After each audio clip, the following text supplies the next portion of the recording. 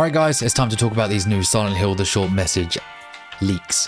As some of you will know by now, this mysterious new Silent Hill game that Konami still has yet to publicly announce, The Short Message, has had some more info drop via the Australian Classification Board. I'll read you what they've said, but this is the forewarning now. There are kind of like spoilers in this, so yeah, leave now if you just want to wait for Konami to get off their ass, pull their finger out and actually show you themselves.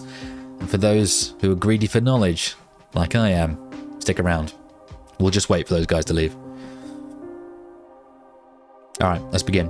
So Silent Hill The Short Message, apparently, is an exploration-based psychological horror game that centers on characters in an apartment building called The Villa in modern-day Germany. Exploration-based makes it sound like it's somewhat going to be like the PT demo from Kojima. And in fact, when Dusk Golem was more active on Twitter a while ago, I saw him say something like Konami wanted this to be a sort of preview-style title, which would accompany a full game release. I guess that still remains to be seen, though.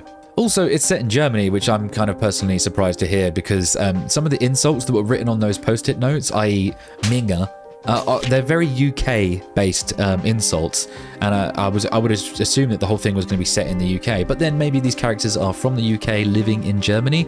Again, we'll have to just wait and see on that one. The player takes the role of a young woman named Anita who must explore the villa in order to collect clues and uncover what has happened to her friend named Maya. Anita is exploring a bathroom environment which features a bathtub filled with bloody water, blood-splattered tiles and a razor blade on the bloodied sink. Upon examining a razor, Anita experiences a flashback. In a cutscene depicted through first-person point of view, a voice yells, "This is all your fault! Bad things happen because of you!" And a hand holding the razor enters the frame. Ah yes, the classic introspective bathroom scene, complete with a blood-filled bathtub too. Not the most original idea, but there is a reason bathrooms are used in a lot of horror media. Bathrooms are usually a place where you feel vulnerable. It's a place you expect to be alone when doing your personal things, like being naked, or looking into the mirror, insulting yourself for all the socially awkward things you've done that week.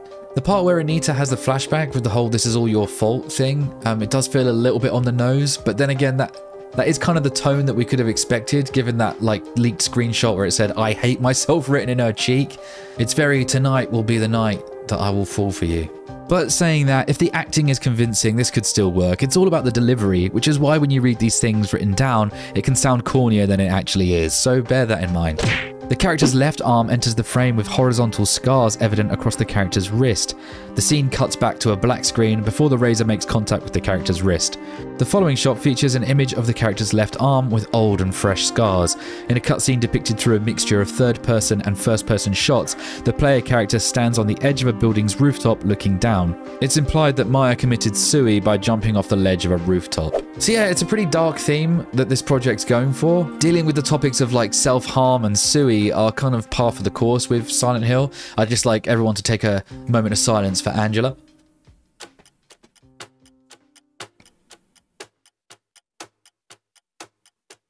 My dog's growling. But this kind of thing needs to be handled with care and nuance, or otherwise it feels like shock factor for the sake of shock factor. We don't even know if this was created by a Japanese team or a Western team, which in my opinion would be a great indicator of whether or not this project will be written in a subtle and haunting way, or a very much in-your-face, out there and ultimately not feel convincing way. But back to what the ACB said. The player character, in a distressed state of mind, speculates that she will never compare to Maya. Echoes of her mother's abusive tirades are heard in the background as Anita prepares to jump and says, "Maybe I can be like her. Here goes." In a first-person shot, her feet are seen near the edge of the ledge before. In a third-person shot, she steps off and begins to fall. Throughout the game, cutscenes depicting self-harm and sui are followed by black screens which will feature white text encouraging players to seek treatment and help if they are at risk of self-harm and sui, and offer to help support if they see other people around them struggling. This all implies very strongly that Anita had a pretty troubled upbringing and feels responsible for Maya's death, and then ultimately trying to convert her own living status to a death status the same way that she did. It's not totally clear whether she was jealous of her friend or what the complication is there. Their words were that Anita speculates she will never compare to Maya. This relationship of theirs has a lot of question marks around it, and I'm keen to know more. The previously leaked photos depicting the dilapidated rooms make me think that the apartment building that you explore is old and abandoned. Or maybe this version of the other world, if this game features such a thing, will not be the rust and chain link fences that we know from previous entries, but instead it will be this claustrophobic hoarder level grossness, which I think is a pretty cool idea to bring in. The ACB thought that the depictions of self-harm and sui were not to the point of excess, and the game encourages those who feel these things to seek help and to help those around you who might be feeling that way. So they've approved it with just a 15+ rating, which I think is pretty surprising considering the subject matter. This new batch of info doesn't contain any information about the now infamous cherry blossom post-it note monster, which has been the highlight of the leaked screenshots from last year.